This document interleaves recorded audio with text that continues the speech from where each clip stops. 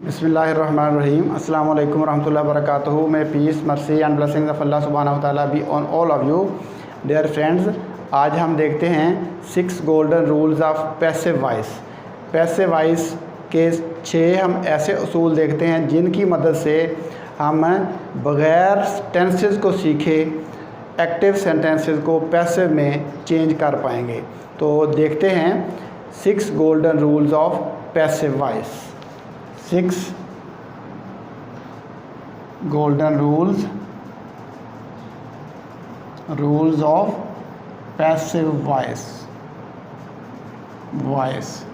Passive voice के 6 हम rules देखते हैं। सबसे पहले हम देखते हैं कि वॉइस क्या होती है। वॉइस देखिए, voice is actually a way of saying things. चीज़ों को कहने का एक अंदाज़ होता है, एक तरीका होता है, इसको हम कहते हैं वॉइस। तो देखें, हम 2 तरह से एक बात को कर सकते हैं। मसलन मैंने एक किताब ख़रीदी या मुझसे एक किताब ख़रीदी गई। अब 2 तरीक़ों से एक बात को कह सकते हैं, मतलब दोनों का एक ही है। तो ये है वॉइस। 2 अंदाज से हम बात कर सकते हैं, इसको हम कहते हैं वॉइस। तो हम देखते हैं कि इसके 6 गोल्डन रूल्स जो हैं वो कौन से हैं। रूल नंबर 1 हम इसका देखते हैं।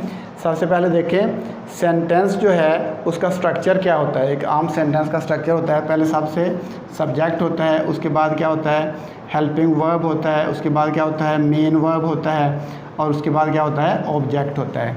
तो ये एक सेंटेंस का एक्टिव सेंटेंस का स्ट्रक्चर होता है। आमतौर पे हमें एक्टिव सेंटेंसेस दिए होते हैं, हमने पैसिव में उनको चेंज करना होता है। तो एक्टिव का ये स्ट्रक्चर है। हमने क्या करना है कि इस स्ट्रक्चर को हमने तब्दील कैसे करना है। सब्जेक्ट को हमने चेंज कर देना है ऑब्जेक्ट में, और ऑब्जेक्ट को हमने चेंज कर देना है सब्जेक्ट में। इनको हमने चेंज कर देना है। और ये फर्स्ट रूल है, सब्जेक्ट को हमने ऑब्जेक्ट में, subject will be change into, subject को हमने कर देना है ऑब्जेक्ट में चेंज, और ऑब्जेक्ट को इसी तरह से हमने सब्जेक्ट में चेंज कर देना है। रूल नंबर 1 है। और अब हम दूसरा देखते हैं। देखें, रूल नंबर 2, जब हम सब्जेक्ट को ऑब्जेक्ट में चेंज करेंगे तो क्या करेंगे, फिर हम करेंगे कि उससे पहले हम बाई लगाएंगे।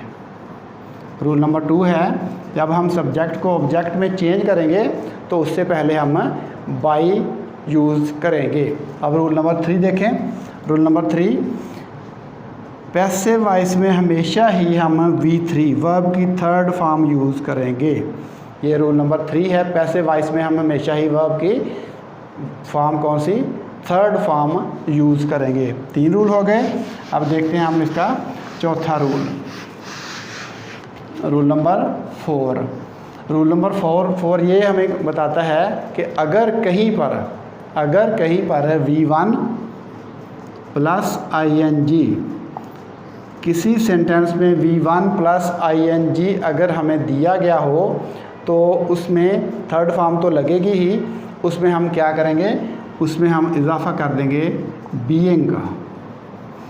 कहीं भी किसी भी सेंटेंस में आपको V1 प्लस ing दिया गया हो तो उसमें हमने क्या करना है, उसमें हमने बीइंग का इजाफ़ा कर देना है। और नेक्स्ट इसमें देखें रूल क्या है। रूल नंबर 5, अगर आपको कहीं पर सेंटेंस में अगर आपको कहीं पर has, have, had plus V3 verb की 3री फॉर्म अगर कहीं पर आपको दी गई है तो आपने जो पैसिव में जब आप चेंज करेंगे तो क्या करेंगे, साथ है आप लगा देंगे बिन। ये बीन नहीं है, इसको बिन पढ़ते हैं, आप साथ उसमें इजाफ़ा कर देंगे बिन का। तो इसका नेक्स्ट रूल हम देखते हैं, वो कौन सा है। देखें रूल नंबर 6। रूल नंबर 6 है कि एक्टिव से पैसिव में सेंटेंस को बनाने के लिए हमें हेल्पिंग वर्ब की ज़रूरत होती है।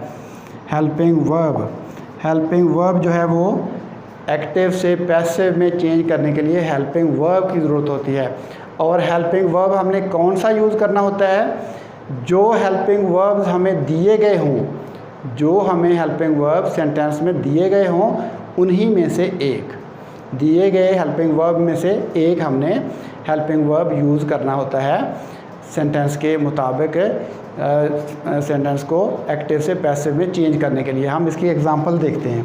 ये 6 रूल्स आप जहन में रखें और इसी के मुताबिक हम देखते हैं एग्जांपल्स। इसकी एग्जांपल देखते हैं। हम पहली एग्जांपल देखते हैं। इसमें देखें हम करते हैं ही इज़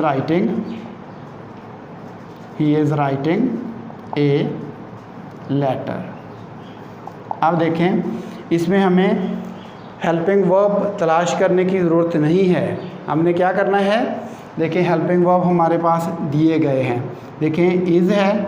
अब हमारे पास ऑप्शंस कौन सी हैं, दी गई ऑप्शंस में से हमने एक हेल्पिंग वर्ब यूज़ करना है। और ऑप्शंस हमारे पास कौन सी हैं, इज़ दिया गया है तो हमारे पास ऑप्शंस हैं इज़, एम और आर। इन ऑप्शंस में से हमने एक ऑप्शन तलाश करनी है जब हम इसको एक्टिव से पैसिव में चेंज करेंगे। अब देखें हमारे पास ऑप्शंस मौजूद हैं इज़, आर, एम। इनमें से हमने एक ऑप्शन जो है वो यूज़ करनी है। अब देखिए इसको हम सेंटेंस को चेंज करते हैं एक्टिव से पैसिव में। देखें अ लेटर, हमने क्या किया, ये हमारे पास क्या है, ऑब्जेक्ट है, इसको हमने सब्जेक्ट में चेंज कर दिया अ लेटर। अब देखें हमारे पास लेटर सिंगुलर है, सिंगुलर के साथ हम क्या लगाते हैं इज़, और आई के साथ एम, और जमा के साथ आर। तो हमारे पास लेटर जो है वो सिंगुलर है तो इसके साथ हम लगाएंगे इज़। तो मैंने बताया था कि V1 प्लस ING कहीं पर भी आपको दिया गया हो तो आप लगाएंगे उसके साथ है बीइंग। तो अ लेटर इज़ बीइंग। और थर्ड फॉर्म हमेशा लगती है रिटन, और उसके बाद हम क्या लगाएंगे बाई। मैंने बताया था आपको कि बाई लगाते हैं और उसके बाद हम क्या करेंगे हिम। ही से क्या बन जाएगा हिम। इसी तरह से शी से हर बन जाएगा, दे से देम बन जाएगा, और यू से अस बन जाएगा। इस तरह से इनको हम चेंज करेंगे। तो हमने हेल्पिंग वर्ब यूज़ किए जो हमारे पास ऑप्शंस मौजूद थी उन्हीं में से। अब देखें इसी सेंटेंस को हम चेंज कर लेते हैं। यहाँ पे हम लिख लेते हैं ऊपर वाले सेंटेंस में हम लिख लेते हैं, यहाँ पे देखें इसी को समझ लेते हैं। देखिए यहाँ पे हम लिख लेते हैं वाज। अब देखें इसी सेंटेंस को हम अगर चेंज करते हैं तो देखें हमारे पास ऑप्शंस कौन सी मिल गई हैं हमें। ऑप्शन हमारे पास आ गई वाज और वर की। ये ऑप्शंस हमारे पास मौजूद हैं। इन्हीं में से हमने एक ऑप्शन यूज़ करके सेंटेंस को एक्टिव से पैसिव में चेंज कर लेना है। देखें अ लेटर चूँकि सिंगुलर है तो सिंगुलर के साथ हम क्या लगाते हैं वाज। तो थर्ड फॉर्म आएगी वाज के साथ, वाज के बाद मैंने बताया था आपको कि वाज वर, जहाँ पे भी V1 प्लस ING आएगी हम बीइंग लगाएंगे, was being, written third form, by him. तो हमारे पास पहले से ऑप्शंस मौजूद थी, उन्हीं में से हमने एक ऑप्शंस को यूज़ किया। अब देखें इसी को हम चेंज कर लेते हैं, इसी सेंटेंस को हम चेंज कर लेते हैं। हम यहाँ पे लगा लेते हैं हैज़ लगा देते हैं, ठीक है। हैज़ के बाद हैज़ रिटन। तो हमने ये सेंटेंस लिख दिया हैज़ रिटन। अब हमारे पास ऑप्शंस कौन सी हैं, हैज़ और हैव। देखें ऑप्शंस हमारे पास आ गई हैज़ और हैव की। अब हमने देखे सेंटेंस बनाना है अ लेटर क्या आ जाएगा, सिंगुलर है तो हैज़ लग जाएगा। आई और सिंगुलर के साथ हम हैज़ लगाते हैं आई के अलावा, और प्लूरल आई और प्लूरल के साथ हम हैव लगाते हैं। तो अ लेटर हैज़। अब मैंने बताया था कि हैज़ हैव हैड के साथ थर्ड फॉर्म दी गई हो तो हम अब बिन का इजाफा करते हैं। तो letter has been, third form written by him. तो ये आ गया। अगर यहाँ पर हमें दिया गया हो हैड तो हमारे पास ये ऑप्शन आ जाएगी हैड वाली। तो फिर हम क्या करेंगे, अगर यहाँ पे हमारे पास हैड दिया गया हो तो हम हैड लिख सकते हैं a letter had been written by him. तो हमने क्या करना है, जो हमारे पास हेल्पिंग वर्ब दिए गए हैं उन्हीं में से हमने एक हेल्पिंग वर्ब यूज़ करके सेंटेंस को कंप्लीट कर लेना है। तो ये तो वहाँ पर है जहाँ पे हमें हेल्पिंग वर्ब दिए गए हों। बाद सेंटेंसेस ऐसे होते हैं जहाँ पे हेल्पिंग वर्ब दिए नहीं गए होते। मसलन ही राइट्स ए लेटर, देखें ही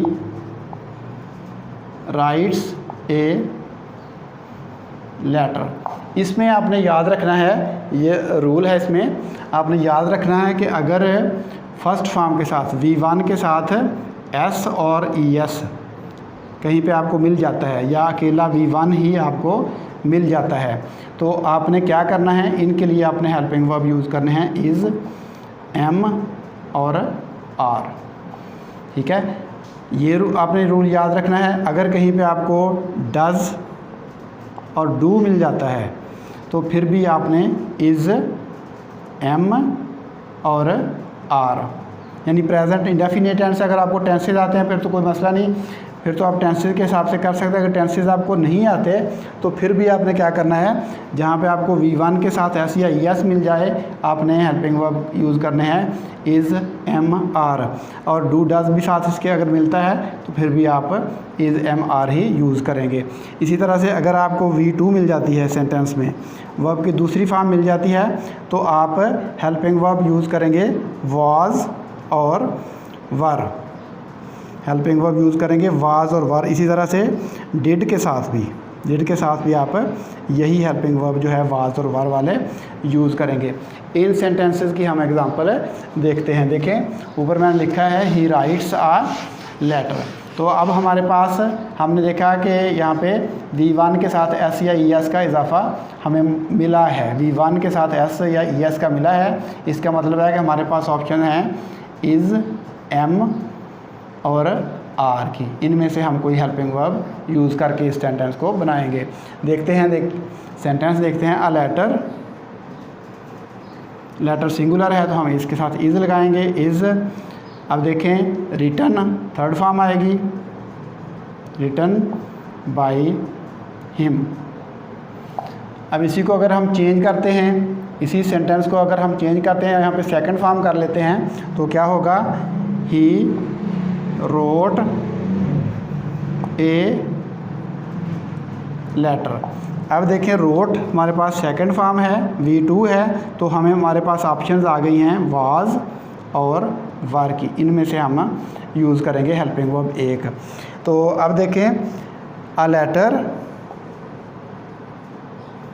सिंगुलर है तो वाज लगेगा, प्लूरल है तो वर लगेगा। A letter was written by him. तो ये इस तरीके से हम सेंटेंसेस जो हैं वो इन रूल्स की मदद से बना सकते हैं। इसमें देखें नेगेटिव सेंटेंसेस बनाने के लिए भी बिल्कुल सिंपल तरीका है। नेगेटिव सेंटेंसेस भी हमने इसी तरीके से बनाने हैं। देखें इसी सेंटेंस को हम ले लेते हैं, he writes a letter, he writes a letter. अब हमें पता चल गया कि हमारे पास हेल्पिंग वर्ब कौन से हैं, इज़, एम और आर। तो जब हम किसी को क्वेश्चन बनाते तो नेगेटिव सेंटेंस बनाते हैं तो हेल्पिंग वर्ब के बाद हम नॉट लगा देते हैं। तो देखें अ लेटर सिंगुलर है तो हम इज़ लगाएंगे, अ लेटर इज़, उसके बाद हम क्या लगा देंगे, नॉट रिटन बाय हिम। इस तरह से सेंटेंस को हम नेगेटिव बना सकते हैं। तो इसी तरह से अगर हमें सेकंड फॉर्म दी है तो फ़र्ज़ करें ही लिखा है ही रोट आ लेटर, तो हम क्या करेंगे, इसको हमने अगर नेगेटिव बनाना है सेंटेंस को तो हमारे पास कौन सी है ऑप्शन, वाज और वर की। तो इनके बाद नॉट लगाएंगे तो नेगेटिव बन जाएगा। देखें a letter was not written by him। या आपको सेंटेंस इस तरह से भी मिल सकता है। इसमें he did not write a letter, he did not write a letter। अब इसमें देखें हमारे पास हमें पता चल गया कि डिड लगा हुआ है, डिड सेकंड फॉर्म है डू की, और हमें हेल्पिंग वर्ब कौन से इस्तेमाल करने हैं, वाज और वर। हमें ऑप्शंस मिल गई हैं। इसके बाद हमने नॉट लगा देना है, तो ये भी क्या होगा, अ लेटर वाज। देखें इसकी जगह पे हमने सिंगुलर यूज़ किया है क्योंकि पीछे लेटर एक है, तो a letter was not written by him. तो क्वेश्चंस को भी हम इसी तरह से ही चेंज कर सकते हैं। तो क्वेश्चन बनाने भी मुश्किल नहीं है हमारे पास। फर्ज करें सेंटेंस यही हम ले लेते हैं, ही, हम क्वेश्चन बना लेते हैं, does he write a letter. ये सेंटेंस है। तो देखिए हमें पता चल गया शुरू में डज लगा हुआ है, ठीक है, डू या डज। मैंने आपको बताया था यहाँ पे डू और डज लगा हुआ, हमारे पास हेल्पिंग वर्ब कौन से आ जाते हैं, इज़, एम और आर। हेल्पिंग वर्ब हमारे पास ये आ जाते हैं। अब देखते हैं, देखिए अ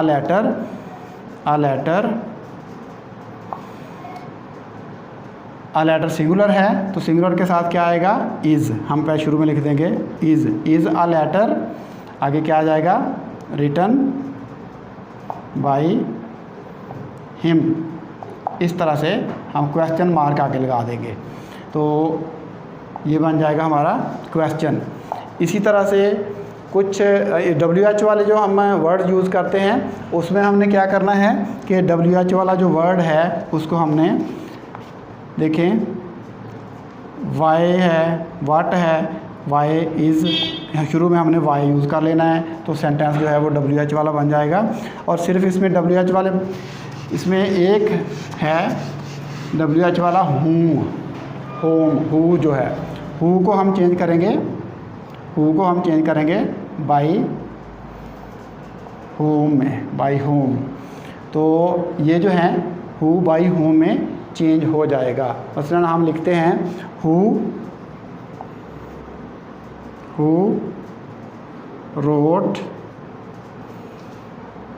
रोट अ लेटर, इसको हम लिखते हैं, ये क्वेश्चन है। देखिए इसमें हमने क्या करना है, देखिए हमारे पास रोट हमें मिल गया है, हमें पता चल गया कि वाज और वर हमारे पास है, हेल्पिंग वर्ब्स हैं। तो देखें हु को हमने किस में चेंज कर देना है, बाई होम में, बाई होम। अब देखें बाकी जो सेंटेंस है उसको हमने क्या करना है, अ लेटर। देखें ऑब्जेक्ट को हमने सब्जेक्ट में ले आना है, a letter by him. By him के बाद हेल्पिंग वर्ब बाई होम। देखें अ लेटर सिंगुलर है तो उसके साथ क्या लगेगा, वाज अ लेटर रिटन। तो इस तरह से हम सेंटेंस जो है वो बाई होम लगाकर चेंज कर देंगे। आगे हम बाई नहीं यूज़ करेंगे क्योंकि बाई हमने पहले से यूज़ कर लिया है। इस तरह से हम क्वेश्चन जो हैं वो बना सकते हैं। तो ये इन अगर 6 आप असूलों को, इन 6 गोल्डन रूल्स को मद्देनज़र रखते हैं तो आप तमाम किस्म के सेंटेंसेस को ईज़िली एक्टिव से पैसिव में तब्दील कर सकते हैं। तो बग़ैर टेंसेस को याद किए, अगर आपको टेंसेस का पता है फिर तो बिल्कुल सिंपल है, लेकिन ये तरीका ऐसा है कि आप टेंसेस को यूज़ किए बगैर ही आप आसानी के साथ एक्टिव सेंटेंसेस को पैसिव में चेंज कर सकते हैं।